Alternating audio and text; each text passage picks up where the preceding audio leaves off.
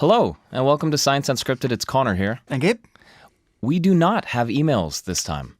We usually None. start with some emails. No, we got emails, and in fact, one We of have them... too much science to talk about, so we're not going to read any emails. Okay, first things first, let's go into the kind of the juiciest topic, or the one that's most befitting of late night or very early morning radio, and that is erections. The male penis getting hard. Sure. The headline or the takeaway from this is that getting more of them, having more erections, is good for erectile health. So what is bad erectile health? It's erectile dysfunction.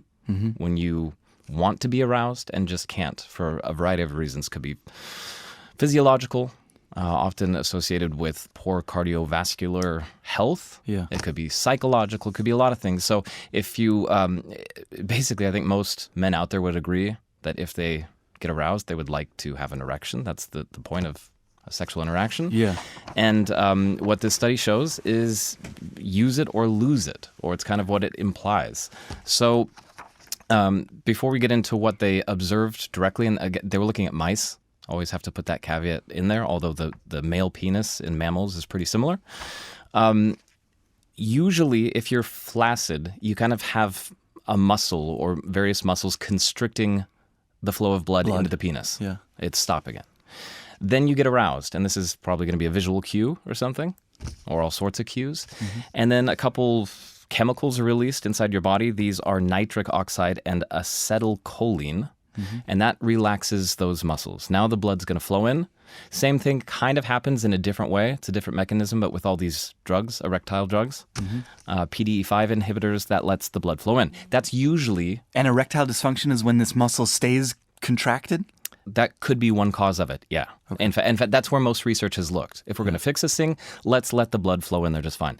And the more erections you have, the higher frequency of erections, the less likely it is that contraction is going to stay there? This is different. What they did is they looked kind of like further down the line at the penis itself, at the shaft, I guess is the best way of putting it. And one of our colleagues, Fred Schwaller, there's an article on DW.com that I encourage any of you interested to read. Regular erections can improve men's sexual health. There he compares the penis to like a banana-shaped sponge. And then if you put water on it, it grows. So now imagine the sponge. What is that sponge? That connective tissue that would allow the blood to go in there in the first place? That's kind of like fibroblasts. And that's what they were looking at. Fibroblasts, this connective tissue. And they found, at least in mice, that the more of that stuff that you have, the more fibroblasts, the more erections you have, and the other way around. Vice versa is also true. There's a strong connection there. And the conclusion that everyone is jumping to is, well, okay, so if more erections causes more fibroblast, this good connective tissue, then should I practice? Get more? Yeah. Is that what I should do?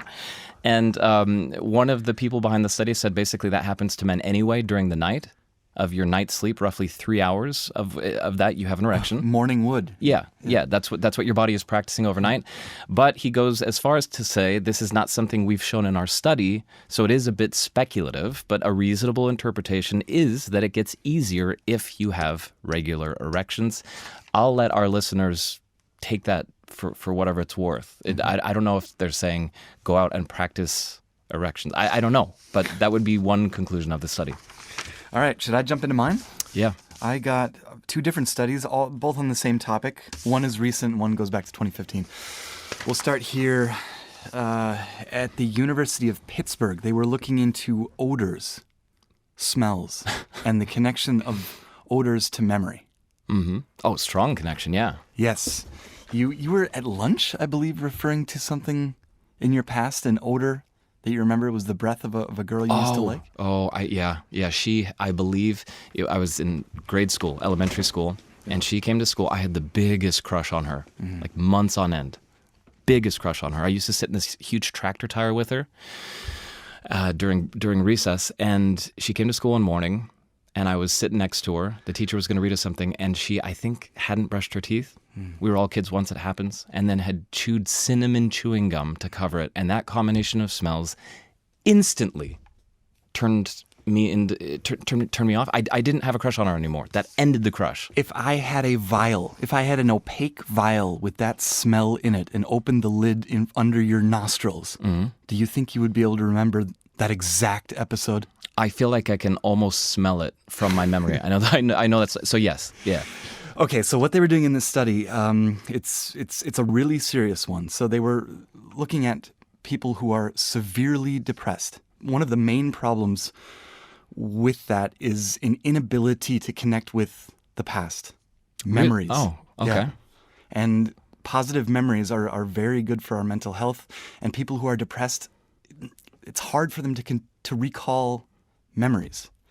And what they were doing in this experiment was trying to see if odors could change that in any way. And they had 4 different smells in these opaque vials and had 32 people with major depressive disorder smell these vials, and they recorded what they said, the memories that they had based on these odors. So I'm just going to guess here, but you would have to choose odors that would make sense as a time and a place for all, like cologne. Oranges, coffee grounds. Yeah, okay. Vaseline, a medicine that clears the nasal passageways. Those kinds of things that have probably everyone has a connection to them because they're very It's common. different. It's different than what I thought. I thought you would have had to have chosen like a perfume or a cologne that came out during a decade and was very popular then. They weren't trying to evoke specific memories. They just wanted to see what happened, what kind of memories came out when these people, when these depressed people smelled these odors. Then they used word cues to evoke memories with these people. So they wanted to compare what happened between odors and words. Coffee smell and the word coffee. The word coffee Yes. compared to the smell of coffee grounds. Huge difference. 70% of the memories that happened as a result of the odors were specific.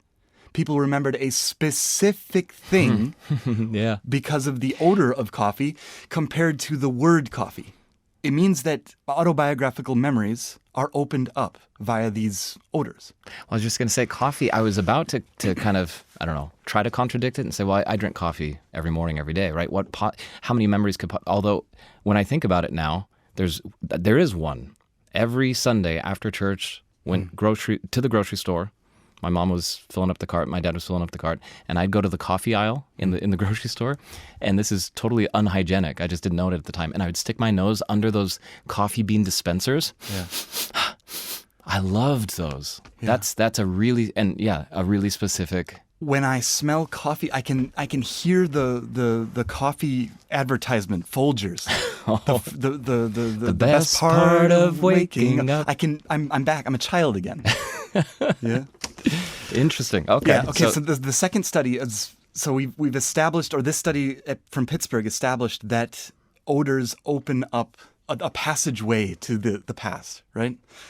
The second study I found from MIT in 2015 was looking at what positive memories do for people who are suffering from depression. Right. So they wanted to, again, they were using mice, and these poor mice, and this links to the study you were talking about. What they first did was allowed these male mice, a group of male mice, to have a very pleasurable experience. They were allowed to spend some time with female mice. And while that experience was happening, their cells in their hippocampus were shot with blue light. So part of their brain bathed in blue light. Yeah, so that later you could reactivate the feelings that these mice had when they were having this pleasurable experience with these female mice. They could reactivate the memory. Or at the very least a feeling as well. Yeah. Then they depressed the living hell out of the mice. They exposed them to chronic stress over weeks at a time until they were rendered essentially lifeless. They couldn't, faced with a challenge, they just gave up right away. They didn't do any of the things that they used to do when they were happy. They were depressed. The mice were depressed. And what they wanted to see was what happens with these mice when you expose them to a situation with the female mice. Do they remember, naturally remember? A natural memory? Do they have fun with them again? No, probably not, huh? They didn't. Then they exposed them to this memory. They shot them with this blue light, activated they reactivated the memory, and then they became their old selves. Right? So one of the ways to cure this major depression that these mice had developed over being, drilled by these researchers was just to remember something positive. Kind of spooky implications for I don't know, brain interface devices. Right, and the cells or the brain cells that were activated with this blue light were in the same region as the cells in the first experiment, the odor experiment, in the limbic system, in the amygdala and the hippocampus, in the ancient reptilian parts of the brain where odors are, where they're stored. So in theory, it's not put into practicable here, right? It's not like you would go to somebody who's suffering severe depression and be like, oh, I've heard about a couple studies. I can help you by putting a smell that would make you remember a happy moment from childhood under your nose. Wouldn't work, but that's kind of the long-term implication of... It would be a way possibly to open up, a portal to those good memories. Because if the reason for that depression is that the connection has been destroyed or that the connection is damaged, then this could be a way to open that back up. So real quick here, just at the end, two final studies, both kind of connected to animals in some way. The first one, the Baltic Sea up here, northeastern Germany, Mecklenburg Bay is what it's called. Rostock, yeah, sure.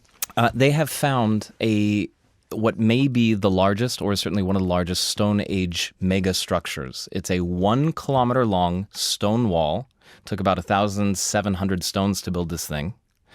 And it is 60 feet underwater. On the bed of the sea. On the bed of the sea. So the first thing you're probably wondering is, how did that get there? That's bizarre. Well, it's because 10,000 years ago when it was being built, there was no sea there. There was like a lake or a bog, and they were building it right adjacent to that lake or bog. The glaciers kept melting. The sea levels rose at a rate of 2.5 centimeters a year, which is really fast. That's 6 times faster than what's happening now today. And now it's all underwater. And so these researchers were out there in a boat. They're scanning everything down on the seafloor. They saw this thing. And why would you build a gigantic 1 kilometer long wall? It's not a defensive fort. It doesn't serve any defensive purposes. The reason was to help them hunt reindeer. Oh, yeah, sure. And what they would do is you see a herd of reindeer, and you would get those human beings together, the Homo sapiens around, and force them to run up toward the wall and then along the wall, because they wouldn't, it was about a meter high, and that's high enough that their first inclination wouldn't be to jump over it. Yeah. So now they're going down this wall, and probably, if it's like other similar practices in the past, they run them toward this bog where they end up getting trapped or stuck in the water, and it's much easier to hunt. This is comparable, or there are other similar practices, in quotation marks, where in the U.S. state of Montana, they used to, and all over, actually, the United States, native peoples used to do this with bison, except they wouldn't have a 1 kilometer long wall. They would run them up to a cliff. Cliff only had to be 30, 50 feet tall. They'd fall off, and they'd have people down there below waiting to finish them off. Yeah, back in the day before scopes and rifles? Yeah. Why not? Yeah. Yeah, so that I thought was kind of interesting, an unusual find, and just published. Last thing also connected to animals is news of Alaskapox, which has made headlines because somebody died of it. And that's scary.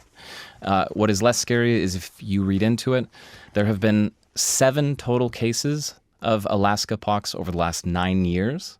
And this recent fatality, this was an elderly man who In Alaska, who had taken immunosuppressant drugs as a result of cancer treatment. He was very, very weak. And that is probably what ultimately led to his death in this case. Alaskapox, like a lot of the other pox viruses that you've heard of in the past, chickenpox, monkeypox, which is now called mpox, smallpox, lesions, bumps, red spots. If you are in Alaska and you come in contact with an animal that scratches or bites you, in this case, this elderly guy lived in a very, very remote part of Alaska, and there was a stray cat that he was petting, and it scratched him. And the cat was feeding on all sorts of things in the forest, possibly voles, which there's a vole pox as well. There's a camel pox, there's a horse pox, all sorts of poxes. And that was probably the transmission route. At this point, only animal to human, zoonotic. It's not going human to human. And it's only animal, not insect or anything like that? It would make the most sense at this point if it's animal to human transition. And in his case, he waited a while to go in and get it checked out. If you happen to be in Alaska and an animal scratches you and then a lesion develops, go to the doctor's office. Otherwise, everyone listening to this is completely safe. And this is one of those viruses or outbreaks, in quotation marks, that you hear about. And at first it sounds scary, especially if you only see the word Alaskapox. You're fine. No, the only reason I said insect was that we got a listener up in, is he in Alaska, Mark? Where's he, up in Washington? No, he's in the Pacific Northwest of the United States. Yeah. No, I said one time that I really like Alaska, and then he sent me a picture of himself with his mosquito gear on, saying you might not like it as much as you think. Yeah. No, this one does not appear to be mosquito-borne. In fact, I'm not even sure that would be possible. But yeah, that's the latest science news from us here. If you have any questions, comments, random thoughts, anything to say on stone walls, erections, Alaskapox, or memories and smells, let us know. Please, su@dw.com.